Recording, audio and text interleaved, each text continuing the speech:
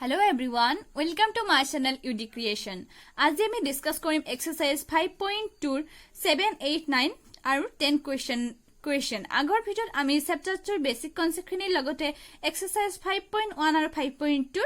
4 5 আৰু 6 কৰিছিলো আপোনালোকে যদি চোৱা নাই ডেসক্ৰিপচন বক্সত লিংক দি আছে আপোনালোকে চাই লব আহক আজি ভিডিঅ স্টাৰ্ট কৰো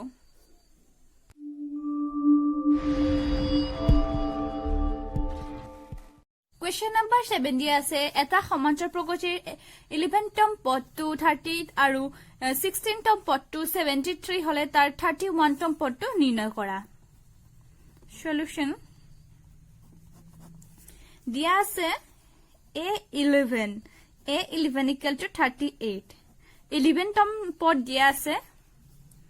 A16 equal to 33 ধৰা হল AP বা সমান্তৰাল প্ৰগতিটোৰ A আৰু D ক্ৰমে প্ৰথম পদ আৰু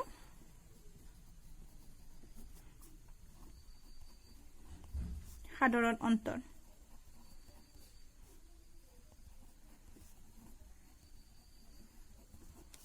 A আৰু D ক্ৰমে প্ৰথম পদ আৰু সাধাৰণ অন্তৰ বুলি আমি ধৰি লৈছো A11 equal to 38 দি আছিল সো আমি ইয়াৰ পৰা A plus 11 minus 1 into D is equal to 38 লিখিব পাৰো এইটো হ'ব A plus 10D equal to 38 next আমি A16 দি আছে A16 equal to 73 so A plus 16 minus 1 into D equal to 73 A plus 15D is equal to 73 ইয়াক আমি number 1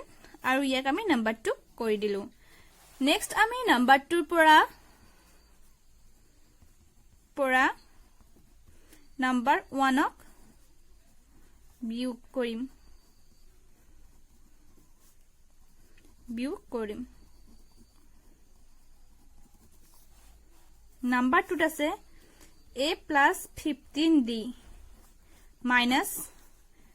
A plus 10D 73 minus 38 A plus 15D minus A minus 10D is equal to 73 minus 38 হব 35 A cancel hol 15D minus 10D equal to 5D equal to 35 এটাকে D equal to 7 আমি D ৰ মান পালো এতিয়া এই D ৰ মান আমি 1 নম্বৰ সমীকৰণত বহুৱাই এৰ মান উলিয়াব লাগিব 1 is equal to D ৰ মান বহুৱাম আমি A plus 10D 10 into D D ৰ মান হৈছে 7 38 A is equal to 38 minus 70. A is equal to 32 minus 32. এতিয়া আমি পালো A ৰ মান হল minus 32 আৰু D ৰ মান পালো D ৰ মান হল 7 এতিয়া আমি A আৰু D ৰ মান ব্যৱহাৰ কৰি আমি 31 তম পদটো নিৰ্ণয় কৰিব পাৰিম A 31 হ'ব A plus 31 minus 1 into D. A hobo minus 32 plus 30 into D. D hobo D minus 7 minus 32 plus 210 minus 32 plus 210 hobo 178 এতিয়া আমি পালো 31 তম পদটো হ'ব 178 এতিয়া আমি নেক্সট কোৱেশ্চন চাম এটা সমান্তৰাল প্ৰগতিত 50টা পদ আছে যাৰ তৃতীয় পদটো 12 আৰু শেষ পদটো 106 29 তম পদটো নিৰ্ণয় কৰা আমাক দিয়া আছে সমান্তৰাল প্ৰগতিটোত 50টা পদ আছে n is equal to 50 যাৰ তৃতীয় পদটো 12 A3 given that A3 that বা দিয়া আছে A3 is equal to 12 আৰু দিয়া আছে শেষ পদটো 106 আমাৰ এই কোৱেশ্যনটোতে দিয়া আছে যে সমান্তৰ প্ৰগতিটোত 50 টা পদ আছে 50 টা পদ আছে আৰু শেষ পদটো 106 তাৰ মানে হ'ব কি A50 অৰ্থাৎ 50 টাই পদ আছে সো লাষ্টটো 50 হ'ব A50 is equal to 106 A3 টোক আমি লিখিব পাৰো A plus 3 minus 1D অৰ্থাৎ twice D is equal to 12 আৰু এইটোক আমি লিখিব পাৰো A plus 49D is equal to 106 ইয়াক আমি নাম্বাৰ 1 ইয়াক আমি নাম্বাৰ 2 কৰি দিব পাৰো এতিয়া আমি কৰিম কি এতিয়া আমি নাম্বাৰ 2 ৰ পৰা নাম্বাৰ 1 ক বিয়োগ কৰিম A plus 49D minus A plus twice D is equal to 106 minus 12. A plus 49D minus A minus twice D is equal to 4 9 A আৰু A cancel হ'ব 49D minus twice D হ'ব 47D is equal to 94 D is equal to 94 divided by 47 এইটো হ'ব 2 এতিয়া আমি D ৰ মান পাৰো D হল 2 এতিয়া আমি এই D ৰ মান এক number কোৱেশ্যনত বহুৱাম 1 is equal to A plus twice D is equal to 12 আছে so আমি ইয়াত A plus 2 into 4 2 into 2 4 is equal to 2 ইয়াত D ৰ মান আমি বহুৱাই দিছো D ৰ মান আছিল 2 A is equal to 12 minus 4 এটাকে A is equal to 8 কোৱেশ্যনটোৰ আমি A ৰ মান পালো আৰু D ৰ মান পালো এতিয়া আমাক উলিয়াব দিছিল 29 তম পদটো উলিয়াব দিছিল সো আমি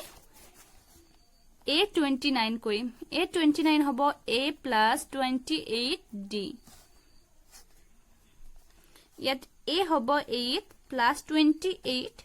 into D হ'ব 2 8 plus 6 5 8 plus 56 হ'ব 64 পদত্ব সমীকৰণটোৰ 29 তম পদটো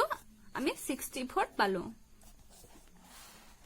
29 তম পদটো আমি 64 পাইছো এতিয়া হো next কোৱেশ্যনলৈ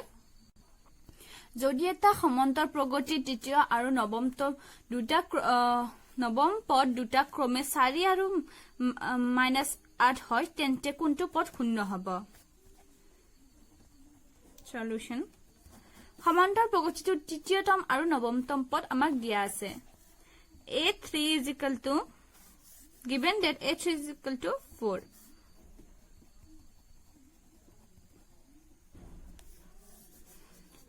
A9 is equal to -3 আমাক উলিয়াব দিছে n ৰ মান উলিয়াব দিছে যদি হে an is equal to 0 হয় A3 is equal to 4 ৰ পৰা আমি পাও A plus twice D is equal to 4 এক number question an is equal to -8 ৰ পৰা আমি পাও A plus 8 D is equal to -8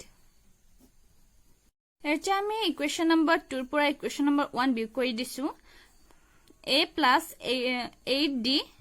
minus A plus twice D is equal to -8 minus 4 হৈছে A plus 8D